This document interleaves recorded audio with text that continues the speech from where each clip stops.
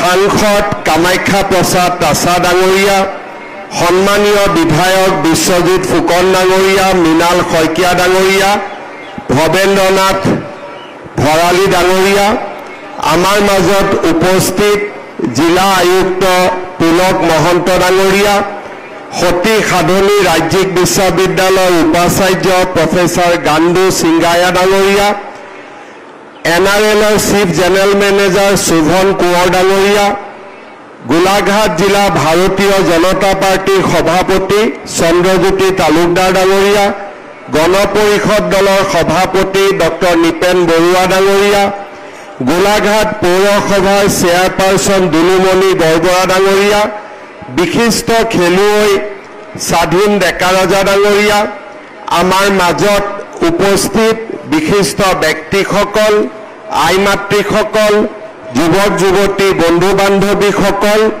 আৰু অতিকে মৰমৰ ছাত্ৰ ছাত্ৰী বন্ধু বান্ধৱীসকল, ঐতিহ্যমণ্ডিত গোলাঘাট চৰকাৰী বেজবৰুৱা উচ্চতৰ মাধ্যমিক বিদ্যালয়ৰ নৱনিৰ্মিত ক্ৰীড়া প্ৰকল্পৰ শুভ উদ্বোধন উপলক্ষে এই অনুষ্ঠিত এই সভাত উপস্থিত থাকিবলৈ পাই মই অতিশয় আনন্দিত হৈছোঁ।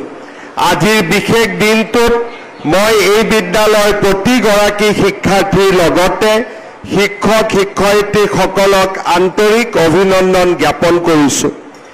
আমাৰ ৰাজ্যৰ বিদ্যায়তনিক ক্ষেত্ৰখনৰ বাটকটীয়া স্বৰূপে যিকেইখন শিক্ষানুষ্ঠানৰ নাম সততে আমাৰ মনলৈ আহে তাৰ অন্যতম হৈছে শতিকা গৰকা এই গোলাঘাট চৰকাৰী বেজবৰুৱা উচ্চতৰ মাধ্যমিক বিদ্যালয়। এই গৌৰৱময় শিক্ষানুষ্ঠানখনত উপস্থিত হৈ মই অপাৰ আনন্দ অনুভৱ কৰিছোঁ।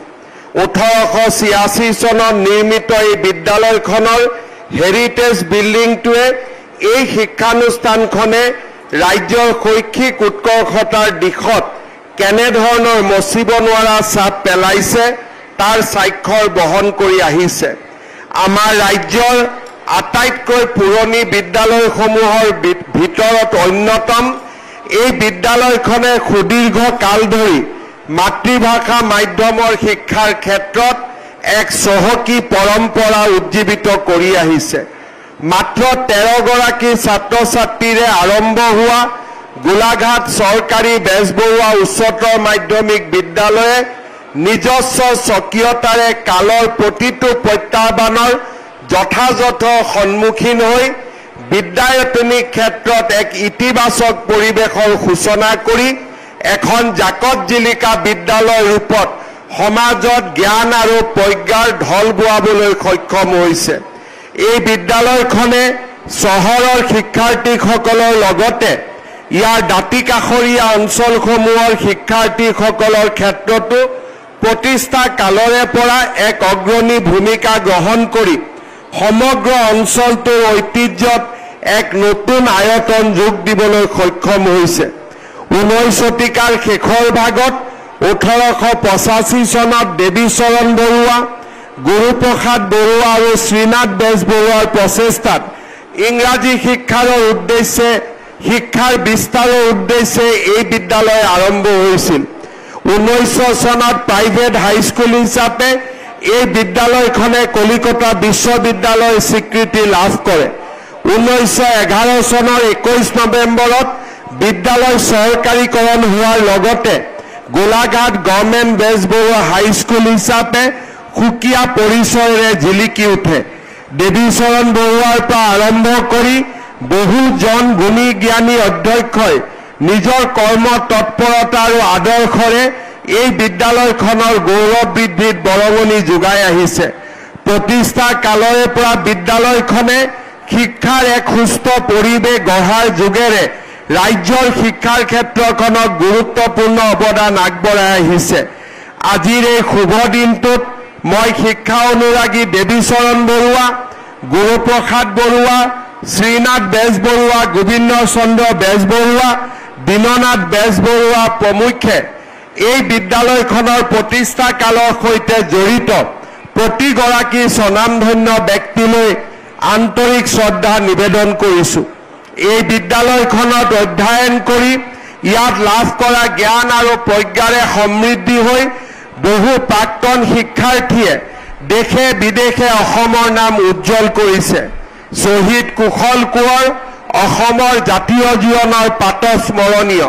সংসদ বেদব্ৰত বৰুৱা, গুৱাহাটী IITৰ প্ৰাক্তন সঞ্চালক অধ্যাপক ধীৰেন্দ্ৰনাথ বুঢ়াগোহাঁই, চন্দ্ৰযানৰ অন্যতম মুখ্য বিজ্ঞানী ডক্টৰ দীপক কুমাৰ দাস, ভাটনাগৰ বঁটাপ্ৰাপ্ত বিজ্ঞানী ডক্টৰ প্ৰশান্ত গোস্বামী, ৰেংলাৰ অনুপম শইকীয়া, ৰিজাৰ্ভ বেংকত কৰ্মৰত গৌতম বৰা, গুৱাহাটী বিশ্ববিদ্যালয়ৰ উপাচাৰ্য দেৱপ্ৰসাদ বৰুৱা, অসমৰ চিনেমা জগতৰ অপ্ৰমাদী পৰিচালক মুনীন বৰুৱাকে ধৰি অনেক প্ৰতিভাৰ সৃষ্টিত এই বিদ্যালয়খনে অপৰিসীম অৱদান আগবঢ়াই অসম মাতৃক গৌৰৱান্বিত কৰিছে। মই অত্যন্ত আনন্দিত যে এই বিদ্যালয়খনৰ গৌৰৱময় পৰম্পৰাক পুনৰ উজ্জীৱিত কৰিবলৈ মন্ত্ৰী অজন্তা নেওগ ডাঙৰীয়ানী আৰু এই বিদ্যালয়খনৰ পৰিচালনা সমিতিয়ে বিভিন্ন আঁচনি হাতত লৈছে। মাননীয় মন্ত্ৰী অজন্তা নেওগ ডাঙৰীয়ানীয়ে দূৰদৰ্শী নেতৃত্বৰে 12 বিঘা ভূমিত থকা জৰাজীৰ্ণ ছাত্ৰাবাসৰ পৰিৱৰ্তে এই ঠাইডোখৰত এক ক্ৰীড়াৰ প্ৰাংগণ কৰি নিৰ্মাণ কৰি উলিয়াইছে। নুমলীগড় শোধানাগাৰ কৰ্তৃপক্ষই CSRৰ উদ্যোগত এই প্ৰকল্পৰ বাবে 3,50 লাখ টকা আগবঢ়াইছে। মই নুমলীগড় শোধানাগাৰ কৰ্তৃপক্ষক ধন্যবাদ জ্ঞাপন কৰিছোঁ।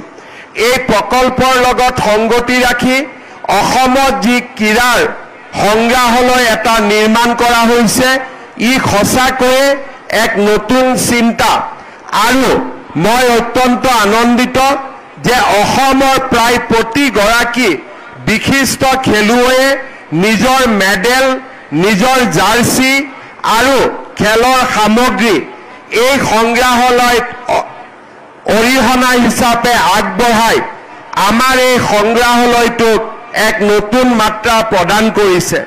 অসমৰ ট্ৰেডিশ্যনেল গেমসমূহকো যি ধৰণে এটা সংৰক্ষণৰ প্ৰচেষ্টা কৰা হৈছে, ই সঁচাকৈয়ে এটা আমাৰ বাবে আনন্দৰ বিষয়।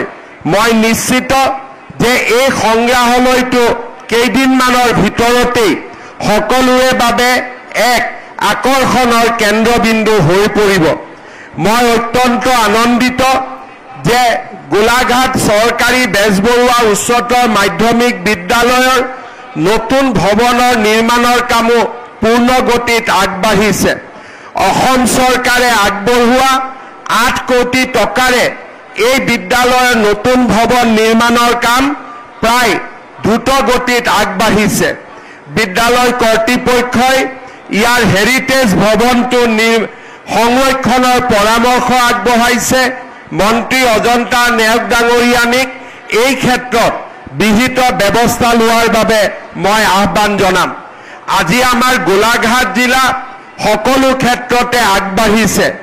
আজিৰ দিনটোৰ আন এক অন্যতম আকৰ্ষণ হৈছে 130 কোটি টকা ব্যয় কৰি গোলাঘাটৰ 55,000 লোকে যাতে বিশুদ্ধ খোৱা পানী খাব পাৰে, তাৰ বাবে এটা নতুন পানী যোগান আঁচনিৰ শুভাৰম্ভ।